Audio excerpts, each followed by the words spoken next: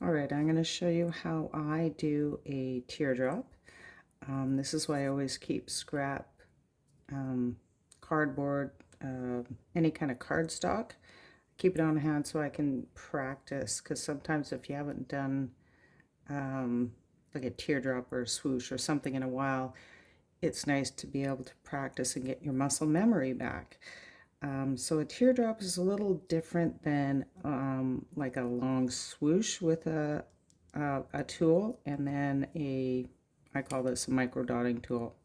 I just got it at the dollar store.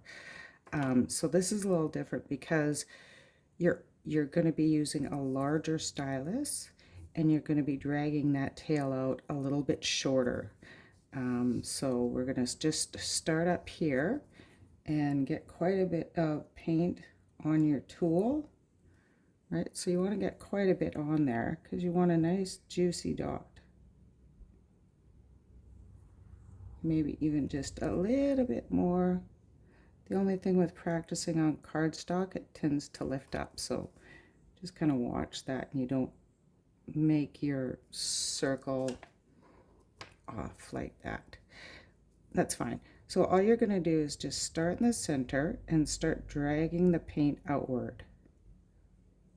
So it's going to the edge of the circle, and you'll just see it start to break from that circle. You're just going to drag a little bit up, and then you're going to take this edge and pull it in. And a little trick, what I do is I flip it around. I don't know why, it's just easier for me on this side to do it this way. And then again, you just drag out that edge. So then you have a little teardrop. So let's do another one. I'm just going to flip it over because I'm going to start here now. And again, make sure you load up your tool. Nice juicy dot in the center, and I'm just going to give it just a little bit more paint here. Okay, that's good. I always wipe the stylus off before I go in. It just seems to make it a nicer, cleaner tail. So start at the back in the middle and just drag the paint upward, and then I take the left side and drag it in, and then flip it around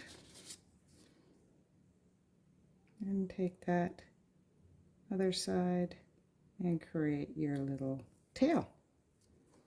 That's it. That's really all it is. I hope you're going to have fun doing my Mystery Mandala number 3. Yay! I'm so excited. Can't wait for you to join me. Thanks. Bye.